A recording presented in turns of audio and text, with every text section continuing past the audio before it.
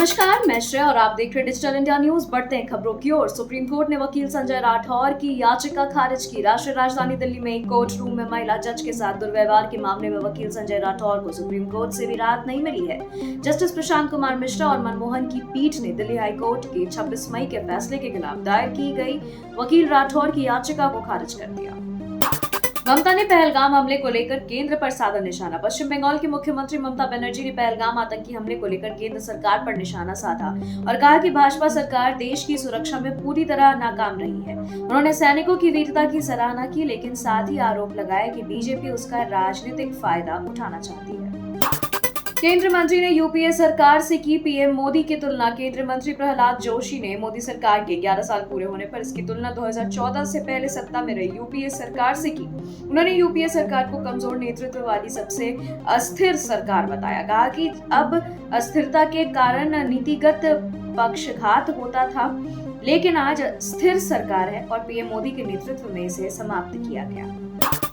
Operation सिंदूर पर बोले राजनाथ सिंह। रक्षा मंत्री राजनाथ सिंह ने कहा, हमने एटीट्यूड और एक्शन को बदला है। पहलगाम में आतंकियों ने जिस तरह धर्म पूछकर लोगों को निशाना बनाया, उसने देश को झकझोर दिया। उन्होंने धर्म पूछकर मारा, लेकिन हमने उनका धर्म पूछकर नहीं, उनका कर्म देखकर मारा। रक्षा मंत्री ने यह भी कहा कि पाकिस्तान को आतंक विरोधी समिति में रखना बिल्ली से दूध की रखवाली करवाना जैसा है।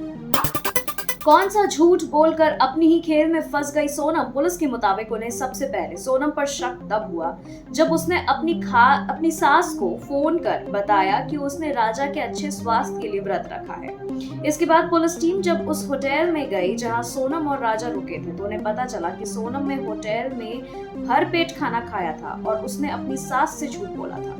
यहीं से पुलिस को सोनम पर शक हो गया, जिसके बाद सोनम पर तकनीकी निगरानी रखी गई। इससे पुलिस को ये पता चला कि सोनम लगातार राज कुशवाहा के संपर्क में थी। चुनावी साल में नीतीश सरकार का एक और बड़ा फैसला। पटना में मुख्यमंत्री नीतीश कुमार की अध्यक्षता में हुई कैबिनेट की बैठक में कुल 22 प्रस्ताव पास हुए। प्रदेश की पंचायतों में निम्न वर्गीय लिपिक के 8,093 पदों समेत 8,414 पदों पर नियुक्ति का निर्णय लिया गया है। इसके अतिरिक्त जन्म मृत्यु रजिस्ट्रीकरण नियमावली में संशोधन किया गया है, जिसे अब बिहार जन्म और मृत्यु रजिस्ट्रीकरण नियमावली 2025 के नाम से जाना जाएगा। महागठबंधन की मीटिंग से पहले सीट गीत शुरू। बिहार विधानसभा चुनाव 2025 के मद्देनजर 12 जून को पटना में होने वाली महागठबंधन की बैठक से पहले घटक दलों की ओर से सीटों को लेकर दावे करना शुरू कर दिया गया है। लेफ्ट पार्टी सीपीआई माले ने मंगलवार को 45 विधानसभा सीटों पर दावा ठोकते हुए चुनाव की तैयारी होने की बात की। वहीं विकासशील इंसान पार्टी के मुखिया मुकेश सहनी ने अपनी 60 सीटों की मांग दोहराई है, जिससे तेजस्वी यादव की आरजेडी सामने चुनौती खड़ी हो चुकी है। गठबंधन की सहयोगी कांग्रेस भी इस बार पिछले चुनाव के मुकाबले ज्यादा सीटों की मांग की तैयारी में है। लालू यादव का अपराध पर बोलना शेर की शाकाहारी होने जैसी बात। प्रशांत किशोर ने ली चुटकी। बिहार की कानून व्यवस्था पर राजद चीफ लालू यादव ने सोशल मीडिया पर किए गए पोस्ट पर जनसुराज के संस्थापक प्रशांत किशोर ने चुटकी ली है। राजद प्रमुख लालू यादव ने एक्स पोस्ट पर जनसुराज के संस्थापक प्रशांत किशोर ने कहा कि लालू यादव अपराध के बारे में बात कर रहे हैं, ये तो ऐसा है कि जंगल में शेर शाकाहारी होने की बात कर रहे हैं। मोदी सरकार के 11 साल में कितनी मजबूत हुई रक्षा शक्ति। प्रधानमंत्री नरेंद्र मोदी के नेतृत्व में भारत का रक्षा क्षेत्र आत्मनिर्भरता और आधुनिकीकरण की दिशा में तेजी से आगे बढ़ रहा है।